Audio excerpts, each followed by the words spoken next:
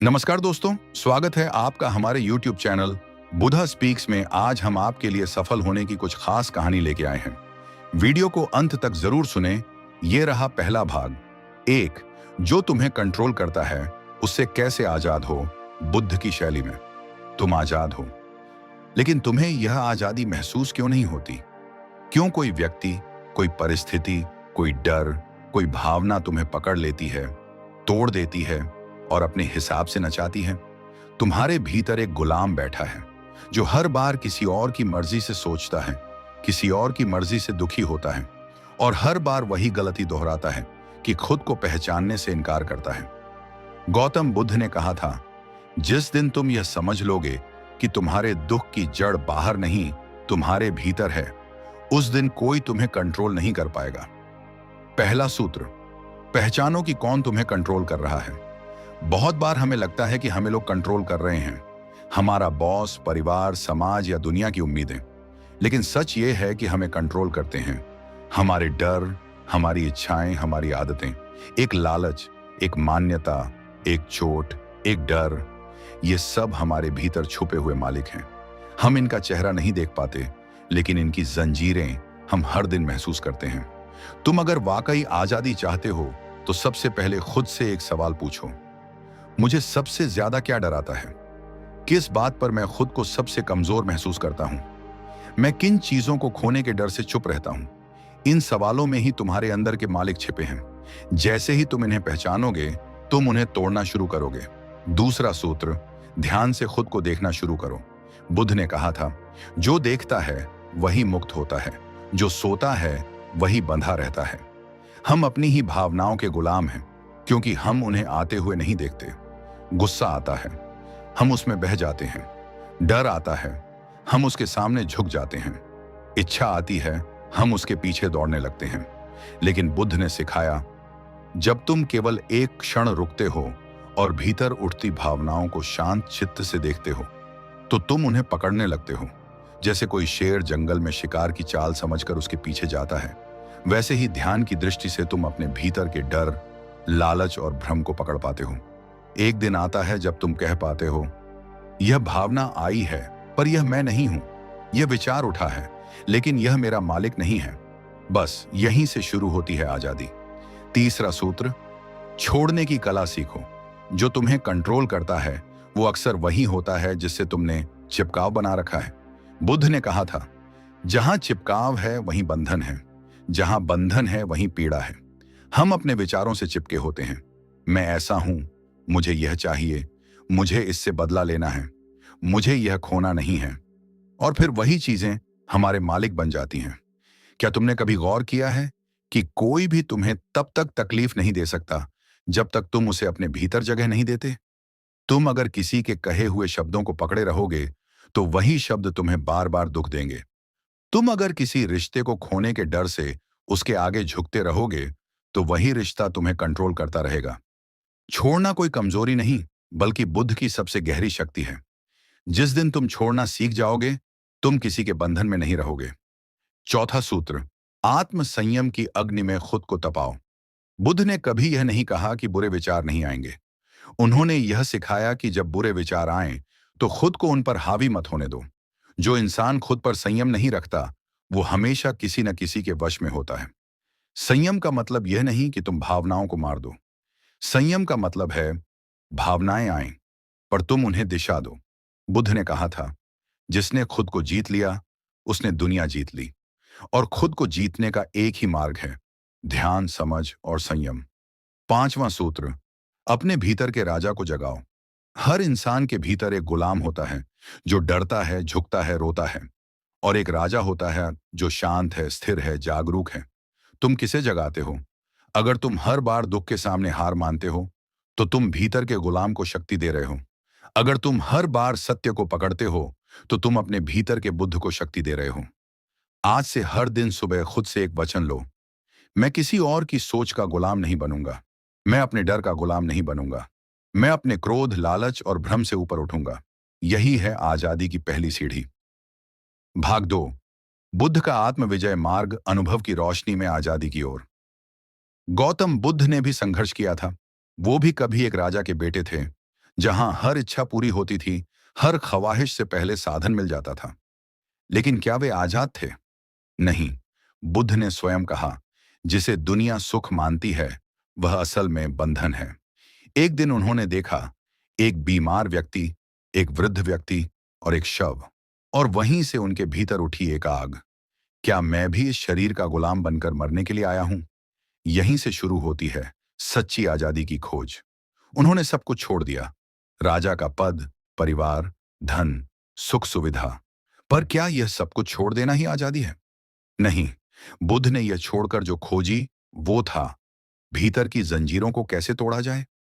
पहला मोड़, जब उन्होंने महसूस किया कि तपस्या भी एक बंधन बन सकती है। 6 वर्षों तक उन्होंने कठोर तप किया, ना खाना, ना आराम, ना संवाद। एक पत्थर की तरह खुद को पीड़ित किया। लेकिन फिर एक दिन बेहोश होकर गिर पड़े।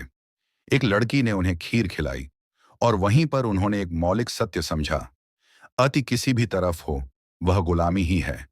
मुक्ति तो मध्य मार्ग में है। यही था मध्यम मार्ग, जहां बुद्ध ने संतुलन को अपनाया।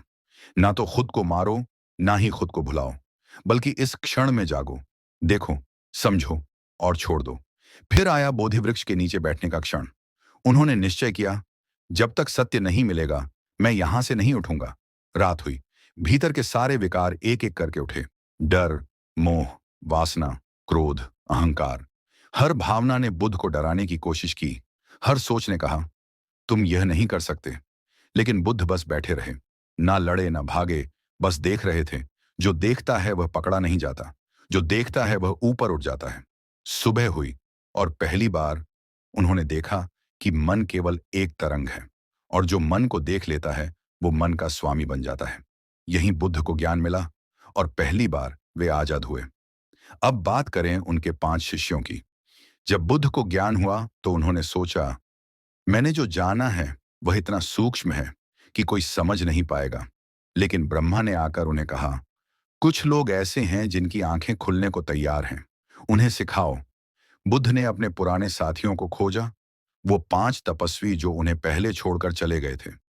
बुद्ध ने उन्हें कोई चमत्कार नहीं दिखाया, उन्होंने बस सत्य कहा, हे भिक्षुओं, दुख है, दुख का कारण है, दुख का अंत है, और दुख से मुक्ति का मार्ग है। यही थी 4 आर्य सत्य। और इन्हें समझने के बाद उन 5 शिष्यों के भीतर की जंजीरें टूटने लगीं। एक शिष्य का अनुभव, अंगुलिमाल, एक हत्यारा जिसने 999 लोगों की उंगलियां काटी थीं। जब बुद्ध उसके सामने आए तो अंगुलिमाल ने कहा, रुक जाओ सन्यासी। बुद्ध ने उत्तर दिया, मैं तो रुक गया हूं, तू कब रुकेगा? यही वाक्य उसके दिल में उतर गया। उसने बुद्ध के चरणों में गिरकर कहा, मैं अपने पापों से आजाद होना चाहता हूं। बुद्ध ने मुस्कुराकर कहा, अगर तू सच में खुद को बदलना चाहता है तो तू अभी से मुक्त है। उस दिन के बाद अंगुलीमाल ने फिर किसी को नहीं मारा। वो एक भिक्षु बना, और अंत में वह भी निर्वाण को प्राप्त हुआ। क्या तुम समझ पा रहे हो? अगर एक हत्यारा भी खुद को कंट्रोल करने वाले विकारों से मुक्त हो सकता है, तो तुम क्यों नहीं? बुद्ध का संदेश स्पष्ट था, तुम्हारा सबसे बड़ा शत्रु तुम्हारे भीतर है, तुम्हारा सबसे बड़ा रक्षक भी तुम्हारे भीतर है। जो तुम्हें कंट्रोल करता है वो बाहर नहीं है, वो तुम्हारे भीतर की ममता, मोह, भय और पहचान है। जब तुम इन पर ध्यान से दृष्टि डालते हो तो ये धीरे धीरे कमजोर पड़ने लगते हैं। जब तुम सत्य को पकड़ते हो तो बाकी सब गिरने लगता है। यह भाग समाप्त हुआ। अगले भाग में बुद्ध के द्वारा दिए गए 8 सिद्धांत जो किसी भी इंसान को अपने भीतर की जंजीरों से मुक्त कर सकते हैं। भाग 3, अष्टांगिक मार्ग, जहां खत्म होती है हर गुलामी। गौतम बुद्ध ने देखा, मनुष्य दुखी है क्योंकि वह अपने ही मन का गुलाम है। वह चाहता कुछ है, करता कुछ है, सोचता कुछ और है। वह बार बार उन्हीं इच्छाओं में फंसता है जिनसे वह भागना चाहता है। इसलिए बुद्ध ने एक मार्ग बताया, अष्टांगिक मार्ग, यानी 8 ऐसे कदम जो किसी भी इंसान को भीतर की गुलामी से मुक्त कर सकते हैं। 1, सम्यक दृष्टि। सही दृष्टिकोण। जब तक तुम्हारी दृष्टि विकृत है, तुम गलत को सही समझते रहोगे। बुद्ध ने कहा, जैसे ही तुम जीवन को जैसा है वैसे देखना शुरू करते हो, तभी आजादी का बीज पड़ता है। गलत नजरिए से सही जीवन नहीं जिया जा सकता। जो तुम्हें कंट्रोल करता है वो दरअसल तुम्हारी ही गलत समझ है। जब तुम जान जाते हो कि क्रोध, वासना लालच, ईर्ष्या तुम्हें नुकसान पहुंचा रहे हैं, तभी तुम उन्हें छोड़ सकते हो। डू सम्यक संकल्प। सही निर्णय सिर्फ देखना ही नहीं, बल्कि भीतर से यह निश्चय भी करो, अब मैं बदलूंगा। बुद्ध कहते हैं, कोई भी परिवर्तन तब तक नहीं आता जब तक भीतर आग न हो। संकल्प ही वह तलवार है जिसे तुम अपने अंदर की जंजीरों को काटते हो। 3 सम्यक वाक। सही वाणी जो तुम बोलते हो, वो तुम्हारे भीतर को या तो मुक्त करता है या बांधता है। बुद्ध ने कहा, झूठ, चुगली, कठोरता और बकवास, ये 4 विष हैं। जो इन्हें त्याग देता है वो मौन में आजादी पाता है। मौन वह जगह है जहां तुम खुद को साफ साफ देख सकते हो। 4 सम्यक कर्म। सही आचरण, तुम्हारे कर्म ही तुम्हारी आदत बनते हैं और आदतें ही तुम्हें कंट्रोल करती हैं। बुद्ध ने यह स्पष्ट किया, वह कर्म जो किसी को दुख दे, वह सबसे पहले तुम्हें गुलाम बनाता है। अगर तुम झूठ बोलते हो, चोरी करते हो, वासना में डूबे रहते हो, तो ये सब तुम्हें बांधते हैं। सही आचरण का मतलब है हर कदम सोच समझ कर रखना, न किसी को दुख देना, न अपने अंदर विष भरना। 5 सम्यक आजीविका। सही जीवनयापन। अगर तुम्हारी आजीविका ही गलत है, जैसे कि धोखा देना, हिंसा करना, दूसरों का शोषण करना, तो तुम कभी भी शांति नहीं पा सकते। बुद्ध ने कहा, वह आजीविका जिसमें हिंसा हो, छल हो, वह तुम्हें गुलामी की तरफ ले जाती है। अपने काम को ऐसा बनाओ जो तुम्हें भीतर से हल्का और साफ रखे। 6 सम्यक प्रयास। सही प्रयास, बुद्ध कहते हैं, मुक्ति अपने आप नहीं मिलती, हर रोज जागकर प्रयत्न करना पड़ता है। ये प्रयास क्या हैं? जो बुरे भाव आ रहे हैं उन्हें उठने से रोकना, जो उठ गए हैं उन्हें खत्म करना, जो शुभ भाव नहीं हैं उन्हें पैदा करना, जो शुभ भाव हैं उन्हें मजबूत करना। यह सतत संघर्ष ही तुम्हें कंट्रोल करने वाली शक्तियों से आजाद करता है। 7वीं सम्यक स्मृति। सही सजगता, यही है सबसे बड़ा अस्त्र। सजगता। बुद्ध ने कहा, जो जागता है वही जीतता है। हर पल खुद को देखो, तुम क्या सोच रहे हो, तुम किस भावना में बह रहे हो। अगर तुम हर पल सजग रहो तो कोई विचार तुम्हें गुलाम नहीं बना सकता। सजगता यानी देखो लेकिन लिप्त मत हो, महसूस करो लेकिन खो मत जाओ। 8 सम्यक समाधि। सही एकाग्रता। जब ध्यान गहरा होता है तो मन शांत होता है, और जब मन शांत होता है तभी तुम अपनी असली शक्ति को पहचान सकते हो। बुद्ध के अनुसार मन जितना केंद्रित होता है, विकृतियां उतनी ही मर जाती हैं। समाधि वह दशा है जहां विचार नहीं होते, केवल जागरूकता होती है। यही है अंतिम आजादी। तो यह है बुद्ध का अष्टांगिक मार्ग। 8 ऐसे कदम जो हर उस ताकत को तोड़ सकते हैं जो तुम्हें कंट्रोल करती है। यह कोई एक बार का अभ्यास नहीं है, यह एक जीवन शैली है। अब सवाल उठता है, इन बातों को कैसे अपनाएं? यही जानेंगे अगले भाग में, जहां हम बात करेंगे बुद्ध के अनुयायियों के जीवन से वास्तविक उदाहरणों की, जिन्होंने इस मार्ग को अपनाकर अपने भीतर की सभी जंजीरों को। भाग 4, जिन लोगों ने खुद को आजाद किया। बुद्ध के अनुयायियों की सच्ची कहानियां। बुद्ध सिर्फ एक दार्शनिक नहीं थे, वे एक जीते जागते क्रांति थे।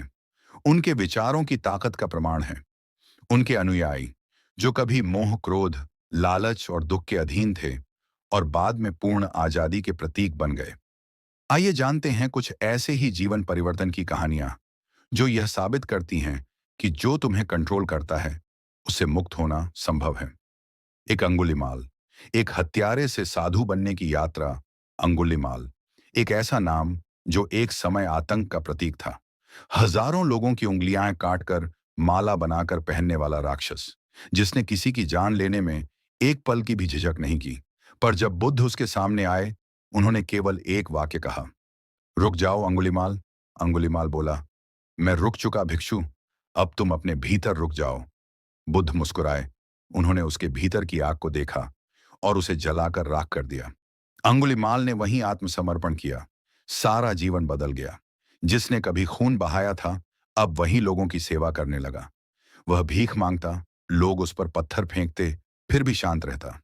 एक बार किसी ने पूछा, इतनी गालियां, इतने पत्थर, तब भी तुम क्रोधित नहीं होते? अंगुलीमाल ने कहा, मैं अब वही नहीं हूं जहां तुम मुझे समझ रहे हो। अब मैं अपने क्रोध का गुलाम नहीं, अपने ध्यान का स्वामी हूं। 2 अम्बपाली। भोग से मोक्ष की ओर अम्बपाली, वैशाली की सबसे सुंदर और प्रसिद्ध गणिका। उसके पास सब कुछ था, धन, यश, सम्मान और राजा महाराजाओं की चापलूसी। पर भीतर एक खालीपन था जो कभी भर नहीं पाया। फिर बुद्ध उसके नगर आए। अम्बपाली ने बुद्ध को आमंत्रित किया और वे वहां गए। बुद्ध ने उससे कहा, जो सुंदरता आज है वह कल नहीं रहेगी, पर जो सजगता आज से शुरू होगी वह तुम्हें अमर बना देगी। उस एक रात्रि के बाद अम्बपाली ने सब कुछ त्याग दिया। उसने अपना महल छोड़ दिया और एक भिक्षुणी बन गई। उसने अपना जीवन सेवा और साधना में लगा दिया। कभी जिसने शरीर को बेचकर यश कमाया, अब वही आत्मा की शुद्धि से अमर हो गई। 3. यश। करोड़पति पुत्र से बुद्ध का भिक्षु बनने तक यश एक अमीर व्यापारी का बेटा था। उसके पास भोग विलास की हर सुविधा थी। एक दिन वह थककर घर से निकल पड़ा। रात के अंधेरे में चलता हुआ बुद्ध के आश्रम तक पहुंच गया। बुद्ध ने उसे देखा और कहा, हे यश, यह सब आसार है। जो तुझे लग रहा है कि तुझे चला रहा है, वही तुझे खा रहा है। उस एक क्षण में यश जाग गया। उसने अपने रेशमी वस्त्र फेंके, भीख मांगने का पात्र लिया और बुद्ध के साथ चल पड़ा। जो कभी दूसरों को आदेश देता था, अब खुद की इच्छाओं का दास नहीं रहा। 4. सुभद्रा। अंतिम क्षण की मुक्ति। सुभद्रा एक वृद्ध ब्राह्मण था। जब बुद्ध अपने अंतिम क्षणों में थे, तब वह उनके पास पहुंचा। लोगों ने कहा, अब नहीं, बुद्ध विश्राम कर रहे हैं। लेकिन बुद्ध ने कहा, उसे आने दो, शायद यही उसका क्षण है। सुभद्रा ने बुद्ध से प्रश्न किए, धर्म, सत्य और आत्मा पर। बुद्ध ने उत्तर दिए, बिना किसी दावे, बिना किसी तर्क के। सुभद्रा वहीं शांत हो गया। उसने कहा, अब मेरी सारी उलझनें मिट गईं। अब मैं जानता हूं, जो मुझे कंट्रोल कर रहा था वो मेरी अज्ञानता थी। अब मैं स्वतंत्र हूं। 5. आनंद। मोह से समर्पण तक आनंद। बुद्ध के सबसे प्रिय शिष्य। पर उनका मोह भी बहुत था बुद्ध के प्रति। जब बुद्ध महापरिनिर्वाण को प्राप्त होने वाले थे, आनंद का हृदय टूट गया। वह रोने लगा, आप चले जाएंगे तो मैं क्या करूंगा? बुद्ध ने कहा, आनंद, अब तक तू मेरा अनुयायी था, अब तू अपने भीतर के बुद्ध को पहचान। उसी रात आनंद बैठ गया ध्यान में। और जब सूरज उगा, आनंद बदल चुका था। वह रोने वाला नहीं, एक शांति से भरा हुआ सन्यासी बन चुका था। इन सब की कहानियां एक बात कहती हैं, जो तुम्हें कंट्रोल करता है वो तुम्हारे ही भीतर है। और जब तुम जागते हो तो कोई भी शक्ति तुम्हें बांध नहीं सकती। अब आगे हम जानेंगे कि कैसे बुद्ध का ध्यान तुम्हें हर नियंत्रण से बाहर निकाल सकता है। ध्यान कोई अभ्यास मात्र नहीं है, यह एक क्रांति है। यह अगला भाग होगा इस यात्रा का, जहां हम एक एक करके समझेंगे कि ध्यान से मन के किस बंधन को कैसे काटा जाता है। अगर यह कहानी आपके मन को छू गई हो, तो कृपया इसे एक बार उन लोगों के साथ जरूर शेयर करें जो आजकल गुस्से, दुख और अशांति से गुजर रहे हैं। क्योंकि बुद्ध का ज्ञान सबका है और हर आत्मा उसकी अधिकारी है। चैनल को सब्सक्राइब करें। हम हर दिन ऐसी ही गहन सच्ची शिक्षाएं लाते हैं, जो केवल सुनने के लिए नहीं, बल्कि जीने के लिए होती हैं। और याद रखिए, क्रोध को जीतना कोई कमजोरी नहीं, बल्कि सबसे बड़ी ताकत है।